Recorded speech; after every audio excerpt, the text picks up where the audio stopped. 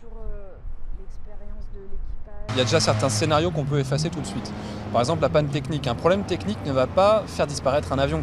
Si un avion perdait tous ses moteurs, il va planer pendant des centaines de kilomètres, pendant des dizaines de minutes, et ça laisse tout le temps aux pilotes d'annoncer qu'ils ont une situation qui est difficile. On peut également exclure certaines conditions climatiques. On sait déjà que l'avion était face à un orage. On sait qu'il a demandé à éviter une zone en particulier.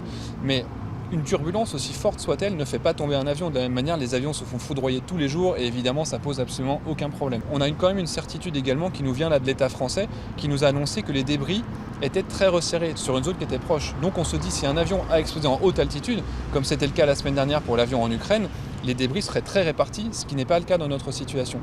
Donc on imagine un avion qui serait arrivé plus ou moins entier jusqu'au sol. Il y a encore d'autres éléments qu'on peut exploiter, notamment la forme des débris. Est-ce qu'il y a eu une explosion ? Est-ce que l'explosion venait de l'intérieur ou est-ce que c'est quelque chose qui est venu vraiment totalement externe à l'avion ? Pareil, on va faire des analyses chimiques sur les restes de l'avion. Ces analyses chimiques, elles vont nous dire est-ce qu'il y a eu aussi des traces d'explosifs ?